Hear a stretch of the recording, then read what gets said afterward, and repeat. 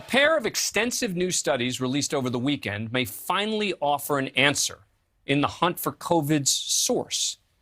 Researchers analyzed virus genes, maps of stalls in Wuhan seafood wholesale market, and social media activity of early COVID-19 patients in the region in one of the most extensive studies done so far on COVID-19's origin. And now scientists from some of the world's top institutions, including Johns Hopkins, Oxford, UCLA, appear to have reached a conclusion. It is a question that has become politically divisive over time.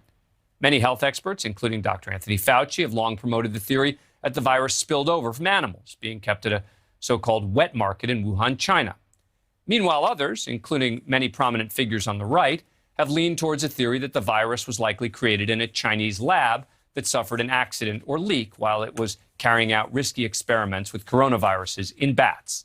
Now, I was a big critic of those in the media who ignored or minimized the lab leak theory. I felt it was way too quickly dismissed in the left-leaning media. Some even called it a conspiracy theory, which it was not. But using leaked data from a Chinese Center for Disease Control's report, as well as an earlier World Health Organization report, researchers reconstructed the floor plan of the Wuhan market and mapped the locations of positive environmental samples of COVID-19. And they found the majority of positive samples were clustered in the area where live animals were sold, with a shocking 5 samples coming from a single stall. That led them to conclude that coronavirus was likely present in live animals sold at the market. The virus likely spilled over into humans there on 2 separate occasions in late 2019. The studies were in line with a separate report published Friday by scientists with the Chinese CDC and Prevention, which I certainly wouldn't trust on its own, that found 2 evolutionary branches of the virus at the Wuhan market. It's really important that we find out how the pandemic began in order to try to prevent the next one.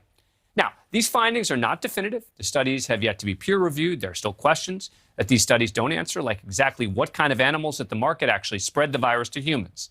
Still, the international team of researchers, including some who had pushed their peers to take the lab leak theory seriously, now believe it's clear that the virus came from the Wuhan market and not the lab. These researchers, some of whom had previous experience researching the Wuhan marketplace, now believe that their data is, quote, as good as it gets. Joining me now to explain it is one of those scientists, Dr. Michael Worobey, an evolutionary biologist at the University of Arizona and a co-author of the 2 new studies. Thank you very much for coming on the program. Appreciate it. All right, so as you know, there are going to be people who are going to just say, oh, well, this is just another study, and there are all these conflicting reports, and how do I know what to believe? Why are you so confident in the conclusions here? Well, first of all, I wanted to point out that, like you, I was one of those people who was kind of upset about how quickly people had moved on from the idea that maybe a lab leak was involved here. And I proposed this letter to Science that led to the Biden 90-day intelligence review to look into that possibility. So I have very much been open-minded toward that. But over the last several months, I've been trying to actually test this hypothesis and poke holes in the idea that the Wuhan market was the epicenter of this outbreak. And what we find is the more you look at it, the more it actually stacks up. So if you look at the very earliest cases in December, not only the ones that are linked epidemiologically to the market, but people who have no known link to the market, they still fall right in the bullseye zone, right around this market in December. And there's really no explanation for that other than the epidemic started at the market and then seeped into the community around the market. And then, as you say, we were able to show in this report that, yes, the animals that were suspected in SARS-1, like raccoon dogs, they were being sold at the market in November and December of 2019 when we date the origin of this outbreak.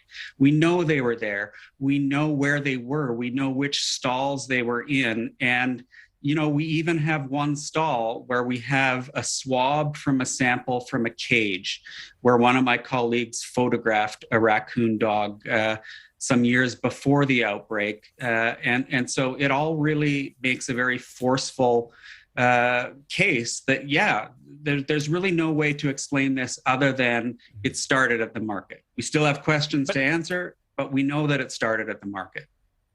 But how does it go? The question people sort of almost ask sarcastically sometimes is, come on, how does that disease go from an animal being sold at the market to humans? Yeah, well, it's kind of a case of, once the virus has passed through various evolutionary hurdles to get to the point where it's in some intermediate host, like we've seen it infect mink on mink farms in the Netherlands. It gets into these animals. It's very good at spreading in not just humans, but all sorts of other animals.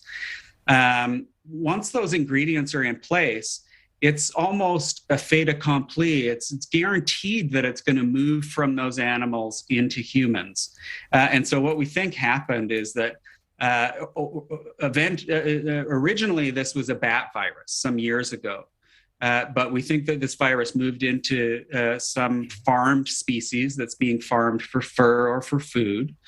And several of those animals got transported to the market, and we know that was happening. And those brought a variety of different lineages of this virus. And one of the key things that we find in this study is that SARS-CoV-2, or the virus that causes COVID, the coronavirus, it's not a single virus.